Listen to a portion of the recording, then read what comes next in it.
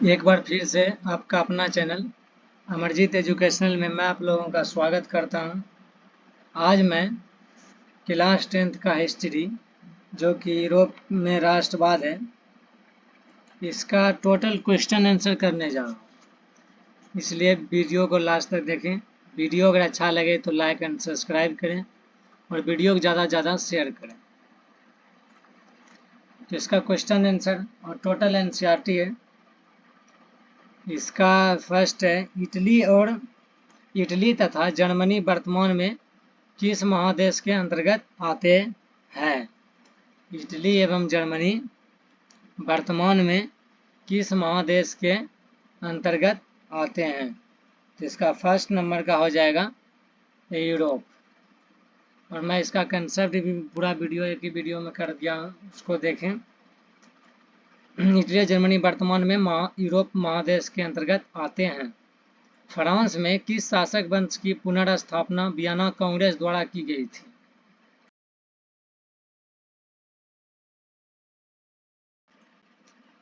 France में किस शासक वंश की पुनर्स्थापना वियना कांग्रेस द्वारा की गई थी? तो वो था बुढ़वा वंश। बुढ़वा वंश का स्थापना।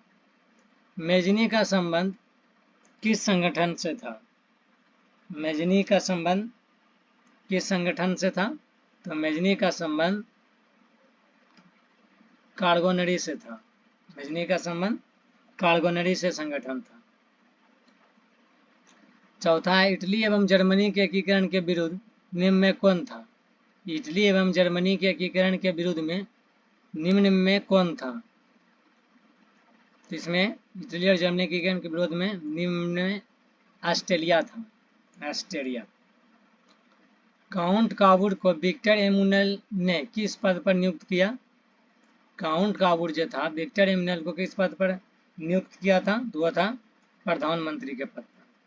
वो था प्रधानमंत्री के पद पर। छठा है, गैरीबाल्डी पेशे से क्या था? गैरीबाल्डी पेशे से क्या था? तो एक नाविक था। गैरीबाल्डी पेशे से क्या था? एक नाविक।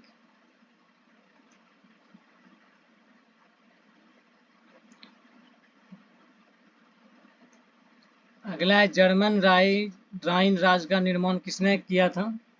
जर्मन राइन राज का निर्माण किसने किया था? तो ये था नेपोलियन बोनापार्ट ने जर्मन राइन राज का निर्माण करवाया। नेपोलियन बोनापार्ट ने। जालबेरिन एक संस्था थी। कैसी संस्था थी? तो जालबेरिन एक व्यापारियों की संस्था थी। 9 नंबर है, रक्त और लौह के नीति का अवलंबन किसने किया था? रक्त और लौह के नीति का अवलंबन बिस्मार्क ने किया था। रक्त और लौह का नीति का अवलंबन बिस्मार्क ने किया था। फ्रैंकफर्ट की संधि कब हुई? फ्रैंकफर्ट की संधि हुई थी 1871 ईस्वी में।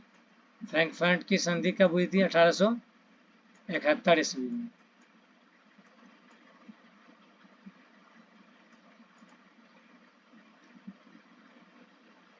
यूरोप वासियों के लिए किस देश का साहित्य एवं विज्ञान प्रेरणा स्रोत रहा? तो 11 नंबर का हो जाएगा यूनान। 1829 ईस्वी में एड्रियानोपुल की संधि किस देश के साथ हुई थी? तो 1829 ईस्वी में एड्रियानोपुल की संधि यूनान के देश हुई थी। ठीक। अब रिक्त स्थानों को भरना है। इसका है, फर्स्ट है, किसके युद्ध में एक ही महाशक्ति के पतन पर दूसरी यूरोपीय महाशक्ति जर्मनी का जन्म हुआ था? तो वह था सेडन। कौन था? वो सेडन था।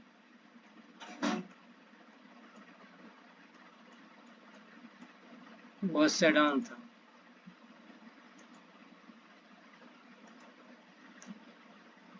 दूसरा है, सेडोवा का युद्ध किसके और किसके बीच हुआ था?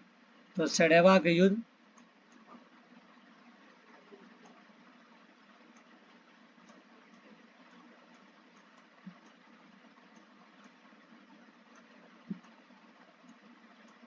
फ्रांस और पर्सा के बीच हुआ था।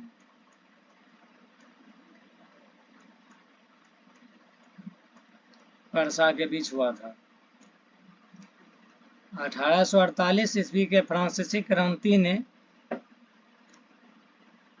किस युग का भी अंत कर दिया था?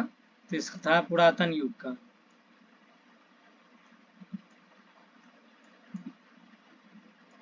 पुरातन युग।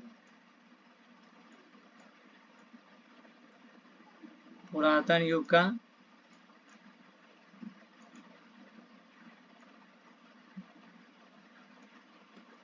वेटिकन सिटी के राजमहल जहां पोप रहते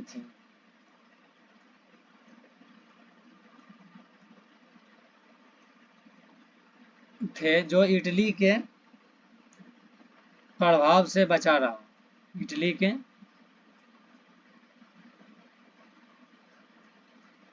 प्रभाव से बचा रहा। यूनान को एक स्वतंत्र राष्ट्र घोषित करने के बाद बावेरिया के शासक किसको वहां का राजा घोषित किया था? तो वो था ओटो। ओटो को राजा घोषित किया था।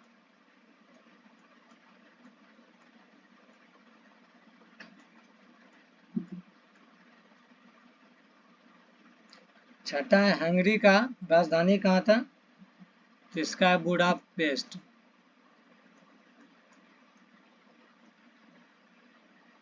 बुडापेस्ट।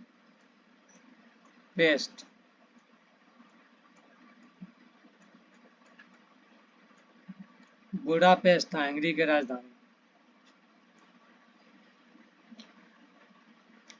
अब इसका मिलान करना है किसके किसके साथ किसका संबंध था। तो मेजनी का संबंध किससे था? तो मेजनी का संबंध इटली से था। तो हीगेल का किससे संबंधित था? हीगेल दार्शनिक से संबंधित था। अब तीसरा नंबर बिस्मार्क। बिस्मार्क क्या था? ये जर्मन का चांसलर था। और विक्टर इमैनुअल ये राजनीतिज्ञ था। ठीक, मेजनी का संबंध इटली से था, हीगेल का संबंध दार्शनिक था, बिस्मार्क जर्मन चांसलर था, विक्टर इमैनुअल राजनीतिज्ञ था। सेकेंड है वियना सम्मेलन कब हुआ? तो वियना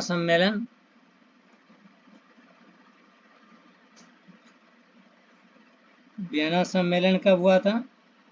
तो 1814 से 15 के बीच, यानी 1815 में। दूसरा है मेटरनिक का पतन। तो मेटरनिक का पतन कब हुआ? तो मेटरनिक का पतन 1848 में हुआ। तीसरा है इटली का एकीकरण। तो इटली का एकीकरण कब हुआ? तो हुआ था इटली का एकीकरण 1871 ईस्वी में। और सेडन का युद्ध, तो सेडन का युद्ध कब हुआ था? 1870 ईस्वी में। तीसरा है कोसूत। कोसूत कौन था? तो एक हंगारियन राष्ट्रवादी नेता था। इंडियानोपल की संधि कब हुई? तो इसका हो जाएगा 1829 ईस्वी में इंडियानोपल की संधि हुई थी। तीसरा यूनान की स्वतंत्रता। तो यूनान की स्वतंत्रता 1832 में हुआ। और पोलैंड में आंदोलन 1863 में हुआ। ठीक,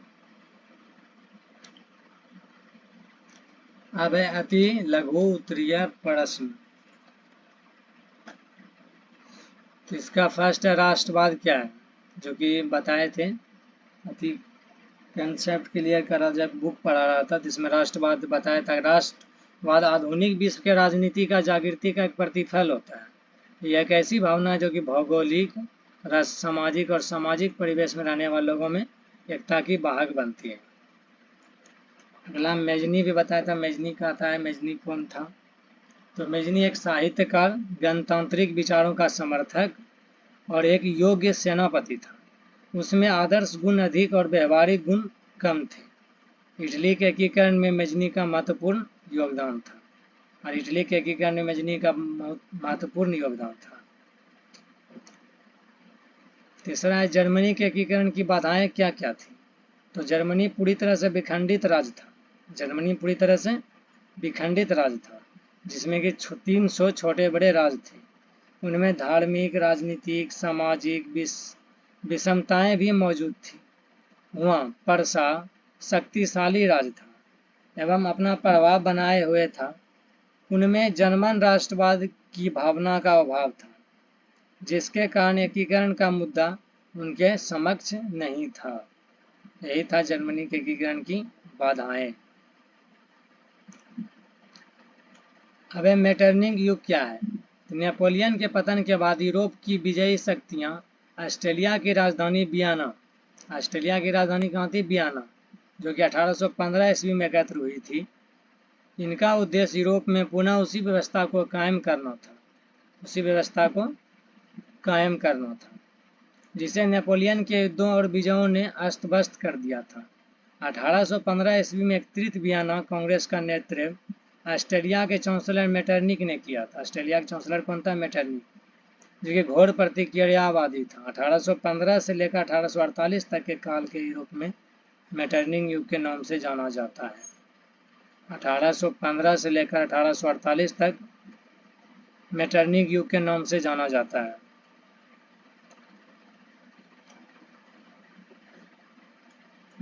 लघु उत्तरीय प्रश्न है, 1848 ईस्वी के फ्रांसीसी क्रांति के क्या कारण थे?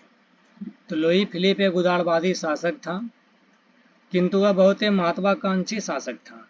उसने अपने विरोधियों को खुश करने के लिए स्वर्णिम मध्यम वर्गीय नीति का अवलंबन करते हुए 1840 ईस्वी में गीजो को प्रधानमंत्री नियुक्त किया था, जो कि एक कट्टरवादी प्रतिक्रियावादी था। वह किसी भी तरह के वैधानिक, सामाजिक और आर्थिक सुधारों के विरुद्ध था। लुई फिलिप ने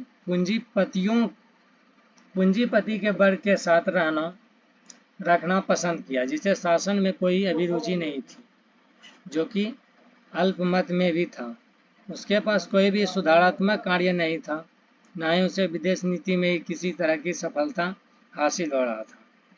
उसके शासनकाल में भूखमरी और बेरोजगारी व्याप्त होने लगी, जिसके कारण 1848 में ये क्रांति हुई थी, फ्रांसीसी क्रांति। ठीक, इसको कॉपी में लिख लें और टोटल याद कर लें। अब इटली जर्मनी एकीकरण में ऑस्ट्रेलिया की क्या भूमिका निभाई? तो ऑस्ट्रेलिया इटली जर्मनी के एकीकरण के सबसे बड़ा विरोधी था। क्या था? ऑस्ट्रेलिया सबसे बड़ा विरोधी था। ऑस्ट्रेलिया के हस्तक्षेप से इटली में जनवादी आंदोलन का कुचल दिया गया। ऑस्ट्रेलिया का चांसलर मेटरनिक पुरातन व्यवस्था का समर्थक था। ऑस्ट्रेलिया को पराजित किए बिना इटली और जर्मनी का एकीकरण संभव नहीं था। अतएव काबूर ने ऑस्ट्रेलिया को पराजित करने के लिए फ्रांस के साथ मिलकर क्रीमिया युद्ध में भाग लिया और फ्रांस का राजनीतिक समर्थन प्राप्त किया। 1860 से 61 में काबूर ने सिर्फ रोम को छोड़कर उत्तर और मध्य इटली के सभी रियासतों परमा, मोडेना, टस्कनी, फवारा, बेलाजोना आदि को मिला लिया। 1871 ईस्वी में इटली के एकीकरण में मेजनी, काबूर, गरीबाल्डी जैसे राष्ट्रवादी एक विक्टर एमुनल जैसे शासकों के योगदान के कारण पूर्ण हुआ था। और जर्मनी में राष्ट्रीय आंदोलन में शिक्षण संस्थानों, बुद्धिजीवियों, किसानों, कलाकारों का महत्वपूर्ण योगदान था।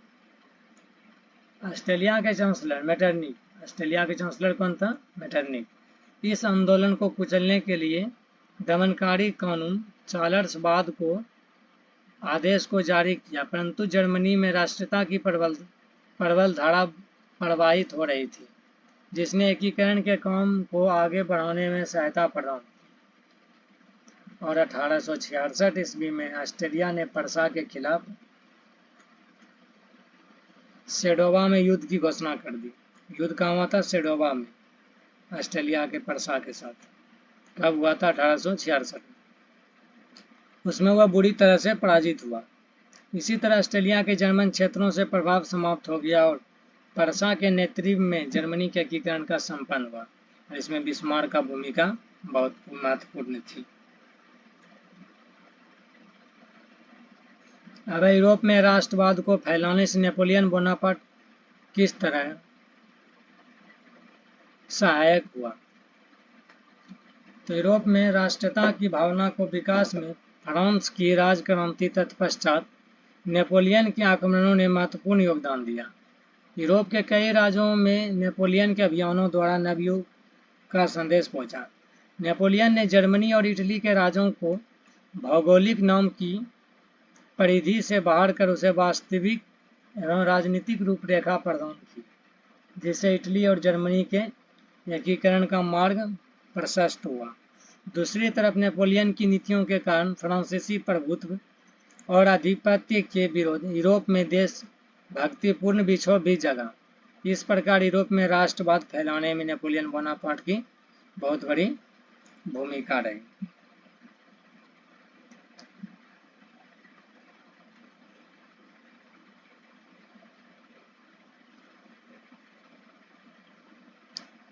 अब गैरीबाल्डी के कार्यों का चर्चा करना कि गैरीबाल्डी कौन था, क्या किया नहीं किया। गैरीबाल्डी ने अपने कर्मचारियों एवं स्वयं सेवकों को सशस्त्र सेना बनाया। सबसे पहले वो कर्मचारियों को अपना सेना बनाया था। कौन? गैरीबाल्डी। उसने अपने सैनिकों को लेकर इटली के प्रांत सिसिली तथा नेपलस पर आक्रमण किया था। सिसिली और नेपलस पर आक्रमण किया था। कौन? गैरीबाल्डी। इन रियासतों के अधिकांश जनता बुढ़वा राजवंश के निरंकुश शासन से तंग होकर गैरीबाल्डी का समर्थक बन गई। गैरीबाल्डी ने यहाँ गणतंत्र की स्थापना की तथा विक्टर एमुनल को प्रतिनिधि के रूप में हुआ की सत्ता संभाली। दक्षिणी इटली के जीते गए क्षेत्रों के बिना किसी संधि की गैरीबाल्डी ने विक्टर एमुनल को सौंप दिया। वह अपनी सारी संपत्ति राष्ट्र को समर्पित कर साधारण किसान की भांति जीवन जीने को और अग्रसर हुआ। इटली के एकीकरण में गैरीबाल्डी का महत्वपूर्ण योगदान था।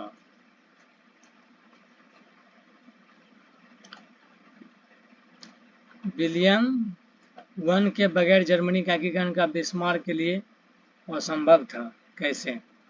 विलियम प्रथम राष्ट्रवादी विचारों का पोषक था और उसके सुधारों के फलस्वरूप जर्मनी में औद्योगिक क्रांति की हवा तेज हो गई। साथ ही आधारभूत संरचना में भी काफी सुधार हुए,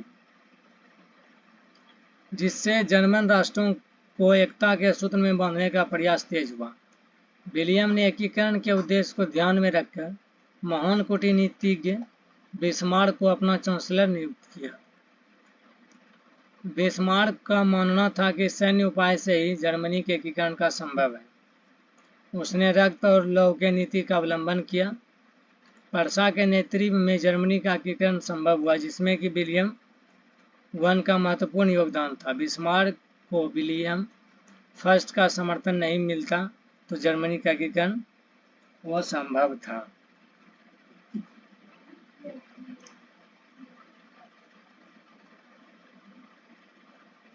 अब है दीर्घ उत्तरीय प्रश्न। इटली के एकीकरण में मेजनी, काबूल, गैरीबाल्डी के योगदान को बताना है। इटली के एकीकरण में मेजनी, काबूल, गैरीबाल्डी का योगदान बहुत था। मेजनी साहित्यकार, गणतांत्रिक विचारों का समर्थक और योग्य सेनापति थे। मेजनी संपूर्ण इटली के एकीकरण कर उसे गणराज्य बनाना चाहता था, जबकि सार्डिनिया पिडमॉन्ट का शासक चार्ल्स हेल्वेट अपने नेतृत्व में सभी प्रांतों का विलय चाहता था। उधर पोप भी इटली के धर्मराज बनाने का पक्षधर था। इस तरह विचारों के टकराव के कारण इटली के एकीकरण का मार्ग अवरुद्ध हो गया था। कालांतर में ऑस्ट्रेलिया द्वारा इटली के कुछ भागों पर आक्रमण किए जाने लगे, जिसमें सार्डिनिया के शासक चार्ल्स हेल्वेट की पराजय हो गई। ऑस्ट्रेलिया के हस्तक्षेप से इटली में जनवादी आंदोलन को कुचल दिया। इस प्रकार मेजनी की पुनः हार हुई और वह पलायन कर गया। 1848 ईस्वी में इटली के एकीकरण के लिए किए गए प्रयास असफल हो रहे, परंतु धीरे धीरे इटली में इन आंदोलन के कारण जन जागरूकता बढ़ रही थी और राष्ट्रीयता भावना की तीव्र हो रही थी। इटली में सार्डिनिया पिडमोंट का नया शासक विक्टर एमुनल राष्ट्रवादी विचारधारा का था और उसके प्रयास से इटली के एकीकरण का कार्य जारी रहा। अपनी नीति के क्रियान्वयन के लिए विक्टर ने काउंट काबूर को प्रधानमंत्री पद पर नियुक्त किया। यही वजह था।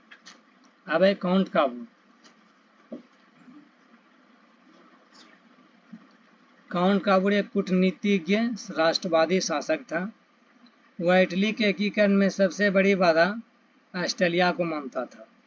काउंट काबूर जो कूटनीतिज्ञ राष्ट्रवादी था, जब इटली का एकीकरण हो रहा था, इसमें इसका सबसे बड़ा बाधा कौन सा देश को मानता था? वो था ऑस्ट्रेलिया को। उसने ऑस्ट्रेलिया को पराजित करने के लिए फ्रांस के साथ दोस्ती भी बढ़ाया था।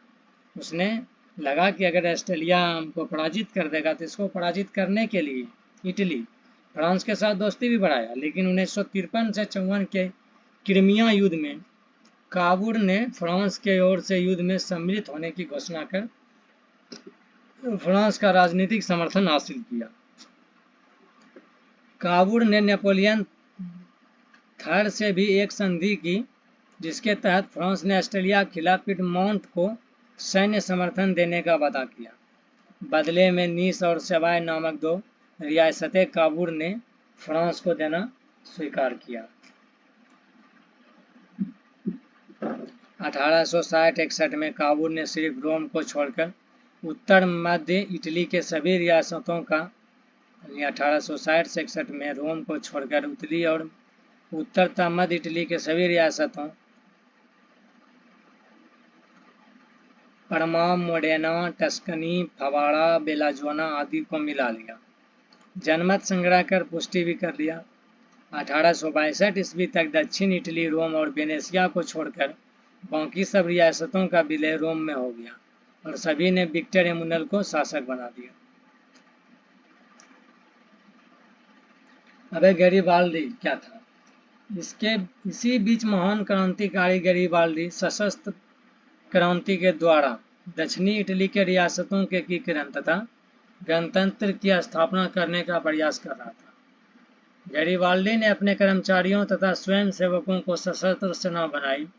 उसने अपने सैनिकों को लेकर इटली के प्रांत सिसिली तथा नेपलस पर आक्रमण किया। सबसे पहले सिसिली और नेपलस पर आक्रमण किया था कौन? तो था गैरिबाल्डी। इन रियासतों के अधिकांश जनता बुढ़वा राजवंश के निरंकुश शासन से तंग आकर गैरिबाल्डी की समर्थक बन गई। गैरिबाल्डी ने यहाँ गणतंत्र की स्थापना की तथा विक्टर एमुनल के प्रतिनिधि के रूप में वहाँ सत्ता संभाली। दक्षिणी इटली के जीते हुए क्षेत्र के बिना किसी संधि के गैरिबाल्डी ने विक्टर एमुनल को सौंप दिया और उसने अपनी सारी संपत्ति राष्ट्र को समर्पित कर दी। 1871 ईस्वी तक इटली के एकीकरण मेजनी, काबूर और गैरिबाल्डी जैसे राष्ट्रवादी नेताओं के योगदान के कारण पूर्ण हुआ था। जर्मनी के एकीकरण में बिस्मार्क का क्या भूमिका था? बिस्मार्क जर्मन डायट में पर्सा का प्रतिनिधि हुआ करता था। अपनी सफल कूटनीति के लगातार परिचय देता आ रहा था। वह निरंकुश राजतंत्र का समर्थन करते हुए जर्मनी के एकीकरण के प्रयास में जुट गया। यह उसकी कूटनीतिक सफलता थी कि चाहे उदारवादी राष्ट्रवादी हो या कट्टरवादी राष्ट्रवादी, सभी उसे अपने विचारों का समर्थक समझते थे। बिस्मार्क जर्मन एकीकरण के लिए रक्त और लौह नीति का अवलंबन किया। उसने अपने देश में अनिवार्य सैन्य सेवा लागू कर दी। बिस्मार्क ने अपनी नीतियों से पर्सा का सुदृढ़ीकरण किया। बिस्मार्क ने ऑस्ट्रेलिया के साथ मिलकर 1864 ईस्वी में सेलेस्बीग और हॉलेस्टीन राज्यों के मुद्दों को लेकर डेनमार्क पर आक्रमण किया। सबसे पहले सेल्सबीग और हेलेस्टीन राज्यों को मुद्दा लेकर 1864 ईस्वी में डेनमार्क पर आक्रमण किया था बिस्मार्क। जीत के बाद सेलेस्बीग पर्सा के अधीन हो गया। जब जीता तो वो सेलेस्बिग पर्सा के अधीन हो गया और होल्स्टीन ऑस्ट्रेलिया को प्राप्त हुआ। चूंकि इन दोनों राज्यों में जर्मनी की संख्या की अधिक थी, पर्सा ने जर्मन राष्ट्रवादी भावनाओं को भड़काकर विद्रोह फैला दिया और जिसे कुचलने के लिए ऑस्ट्रेलिया की सेना को पर्सा के क्षेत्र को पार करते हुए जाना था और पर्सा ने ऑस्ट्रेलिया को ऐसा करने से रोक दिया।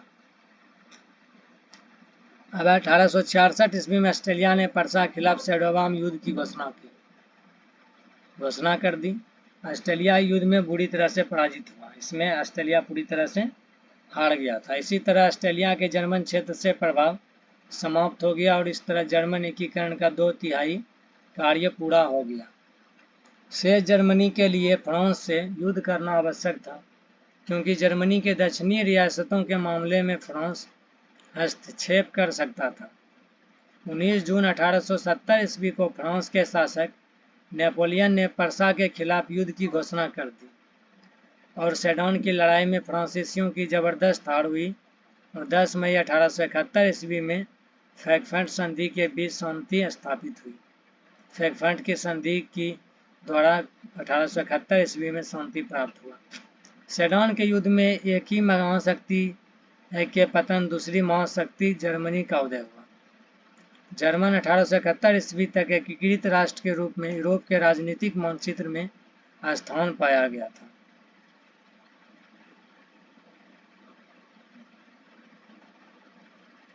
राष्ट्रवाद के उदय के कारणों एवं प्रभावों का वर्णन करना है। राष्ट्रवाद आधुनिक विश्व के राजनीतिक जागृति का प्रतिफल है। यह एक ऐसी भावना जो कि विशेष भौगोलिक, सांस्कृतिक एवं सामाजिक परिवेश में रहने वाले लोगों में एकता की भाग बनती है।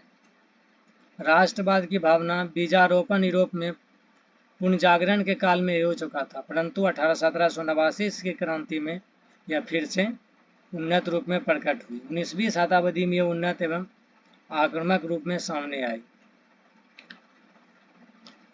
यूरोप में राष्ट्रता की भावना के विकास में फ्रांस की राजक्रांति तत्पश्चात नेपोलियन के आक्रमणों ने महत्वपूर्ण योगदान दिया। फ्रांसीसी क्रांति ने राजनीति को अभिजात्य वर्गीय परिवेश से बाहर कर उसे अखबारों, सड़कों एवं सर्वसाधारण की वस्तु बना दिया। यूरोप के कई राज्यों में नेपोलियन के अभियानों द्वारा नवयुग का संदेश पहुंचा। नेपोलियन ने जर्मनी और इटली के राज्यों का भौगोलिक नाम की परिधि से बाहर कर उसे वास्तविक और राजनीतिक रूपरेखा प्रदान की, जिससे इटली और जर्मनी के एकीकरण का मार्ग प्रशस्त हुआ। दूसरी तरफ नेपोलियन के नीतियों के कारण फ्रांसीसी प्रभुता और आधिपत्य के विरोध यूरोप में देशभक्तिपूर्ण विक्षोभ भी जगा। राष्ट्रों में भी इसके कारण राजनीतिक उथल पुथल शुरू हो गए। हंगरी, बोहेमिया तथा यूनान में स्वतंत्रता आंदोलन इसी राष्ट्रवाद का परिणाम था। इसी के प्रभाव में ओटोमन साम्राज्य के पतन की कहानी अंतिम रूप दिया।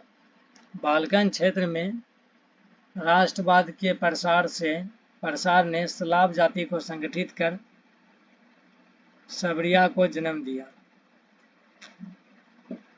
इस प्रकार यूरोप में जन्मी राष्ट्रीयता की भावना ने यूरोप को एक अंततः पूरे विश्व को प्रभावित किया, जिसके फलस्वरूप यूरोप के राजनीतिक मानचित्र में बदलाव तो आया, लेकिन साथ साथ उपनिवेश भी स्वतंत्र हुए।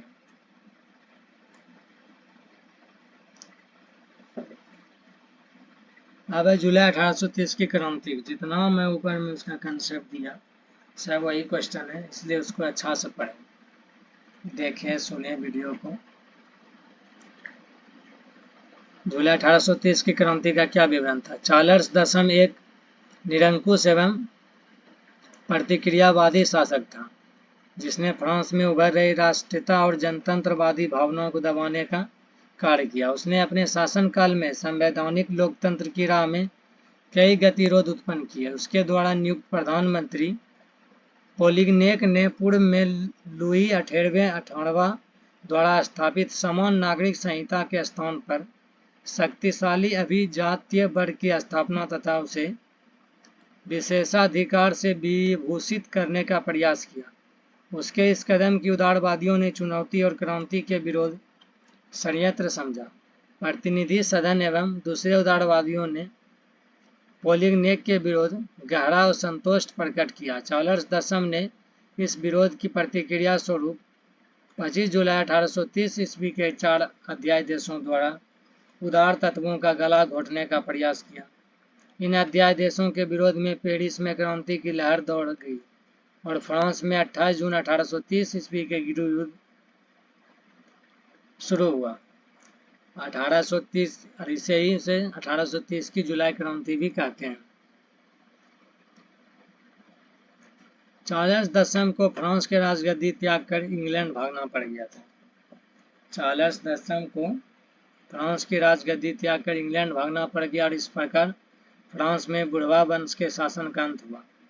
फ्रांस में 1830 ईस्वी क्रांति के परिणाम स्वरूप बुढ़वा वंश के स्थान पर ऑर्लेयंस वंश के गद्दी सौंप दी गई। जब बुढ़वा वंश का मृत्यु हुआ, जब बुढ़वा वंश का शासन का अंत हो गया, तो ऑर्लेयंस वंश का गद्दी सौंपी गई। इस वंश के शासक लुई फिलिप था, जो कि एक उदारवादी और पत्रकारों पेरिस की जनता के समर्थन से सत्ता प्राप्त की। अतएव इसकी नीतियां उदारवादियों के पक्ष में तथा संवैधानिक गणतंत्र की निमित्त रही। यूनानी स्वतंत्रता आंदोलन का संक्षेप विवरण देना है। यूनानी का अपना गौरवमय अतीत रहा है, जिसके कारण उसे पाश्चात्य इतिहास का स्रोत माना जाता था। यूनानी सभ्यता की साहित्य, प्रगति, विचार, दर्शन, कला, चिकित्सा, विज्ञान आदि क्षेत्र की उपलब्धियां यूनानियों के लिए प्रेरणा स्रोत थी। पुनः जागरण के काल में ही इनसे प्रेरणा लेकर पाश्चात्य देशों ने अपनी तरक्की शुरू की, परंतु इसके बावजूद भी यूनान तुर्की के अधीन था।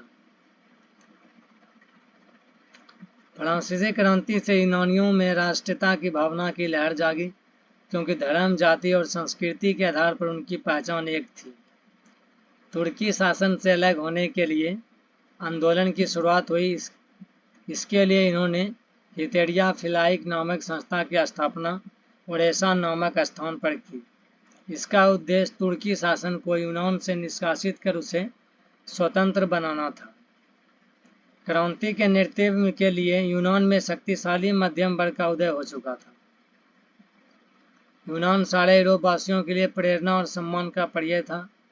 इंग्लैंड के महान कवि लॉर्ड बायरन यूनानियों के स्वतंत्रता के लिए यूनान में ही शहीद हुआ। यूनान के सेना के लिए लॉर्ड बायरन, इंग्लैंड के जो महान कवि थे, वो यूनान में ही शहीद हुआ। इससे यूनान की स्वतंत्रता के लिए संपूर्ण यूरोप में सहानुभूति की लहर दौड़ने लगी।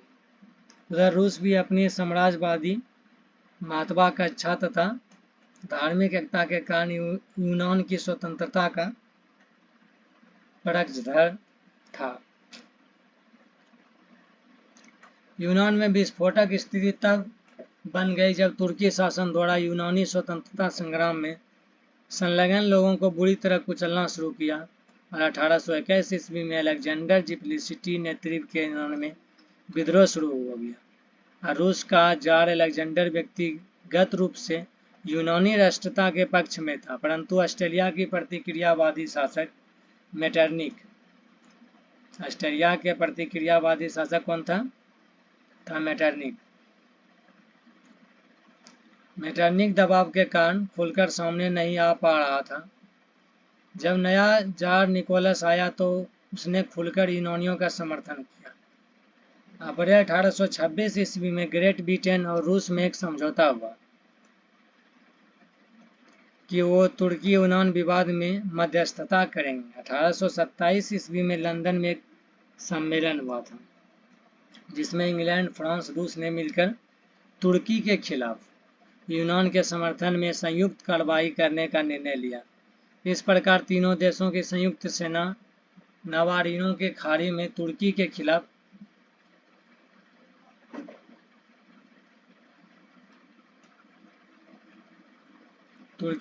एकत्रित हुए। तुर्की के समर्थन में सिर्फ मिस्र की सेना आई।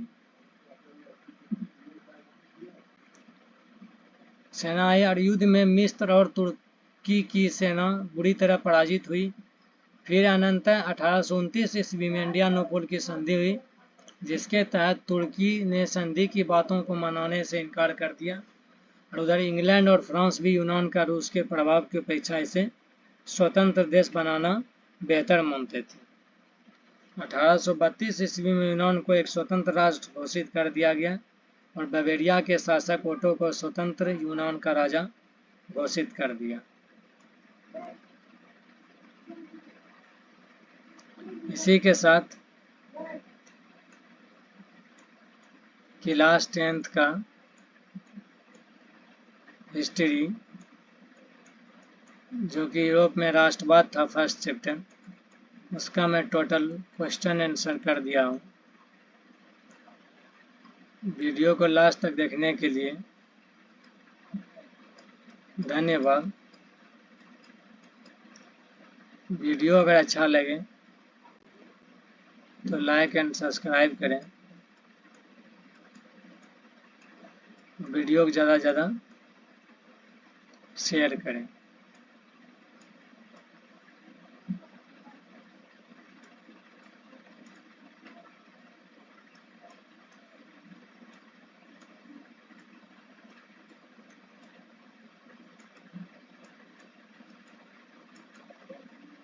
हमारा चैनल अमरजीत एजुकेशनल को अवश्य सब्सक्राइब करें। इसी के साथ मैं वीडियो समाप्त करता हूँ। जय हिंद, जय भारत।